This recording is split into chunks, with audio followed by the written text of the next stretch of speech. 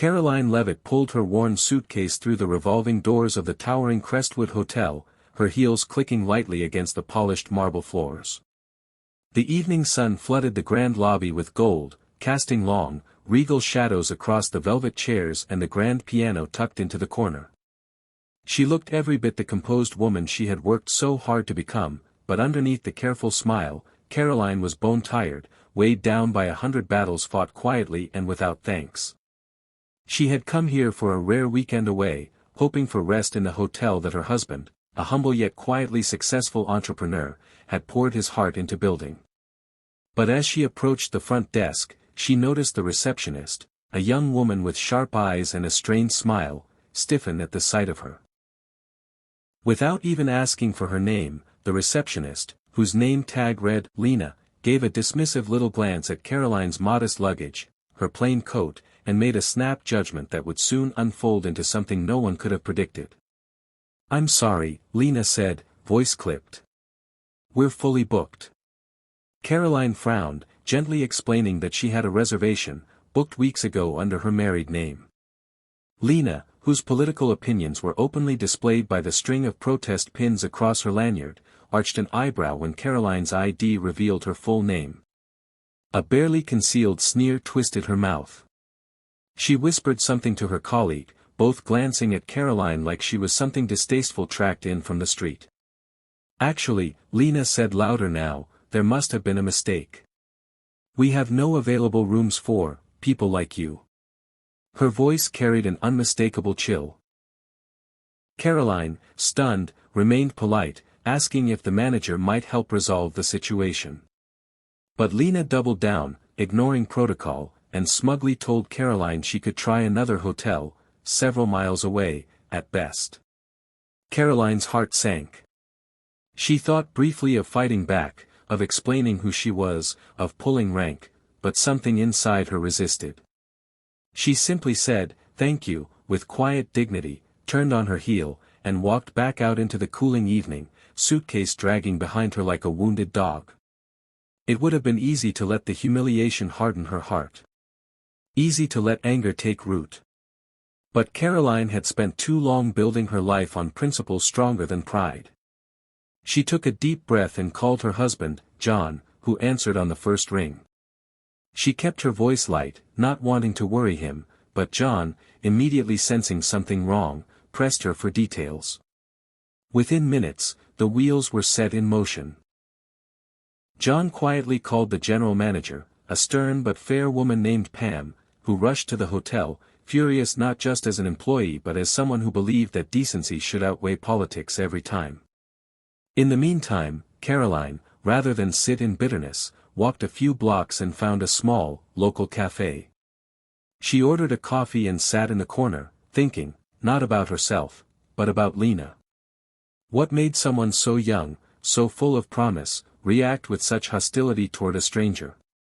What unseen battles was she fighting that made cruelty easier than kindness? While Karoline waited, back at the hotel, Pam confronted Lena, demanding to see the booking records.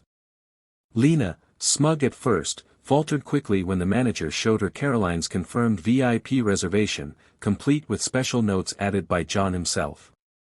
But it wasn't just about a booking error, it was about the poison of assumptions, the damage of judgment. Lena tried to explain, to excuse her behavior with references to justice and resistance and a half-formed idea that certain people deserved less. But Pam, seeing something deeper, a lost young woman desperate to belong to something, didn't fire her on the spot, though she could have. Instead, Pam told her firmly, "You need to fix this. Right now. You need to see the person you rejected. Not the politics, not the headlines, the human being." When Karoline returned an hour later, summoned by Pam's apologetic call, she was greeted not just by the manager but by Lena herself, shoulders sagging, eyes red from crying.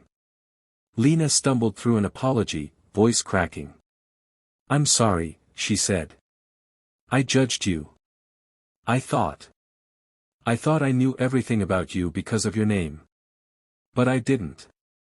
I don't know anything." Karoline stood quietly, her heart squeezing at the sight.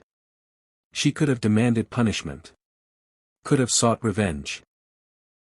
Instead, she stepped forward, reached out, and took Lena's trembling hand. "Everyone deserves a second chance," Karoline said simply. "Even me. Even you." Lena burst into tears. It was as if something deep inside her cracked open, the weight of bitterness, judgment, anger, finally crumbling under the simple, unshakable force of forgiveness. Pam led Karoline to the hotel's presidential suite, comped for the entire weekend, and sent up champagne and flowers in silent apology. But Karoline's mind lingered not on luxury, but on the fragile girl behind the front desk, suddenly made small and real and heartbreakingly human. That night, while Karoline sipped coffee on the grand balcony overlooking the city skyline, she reflected on the strange chain of events. One small act of cruelty, answered not with rage but with grace, had peeled back the heavy armor Lena wore, and maybe, just maybe, planted a seed that would grow into something better. Because kindness wasn't weakness. Compassion wasn't surrender. They were the strongest forces in the world, capable of reaching places anger never could. And a week later, Karoline received a handwritten letter delivered to her door. It was from Lena. The young woman wrote that after meeting Karoline, she had decided to leave behind the toxic environments that fed her resentment. She had enrolled in night school to study hospitality, real hospitality, and vowed to build a life on service, not spite.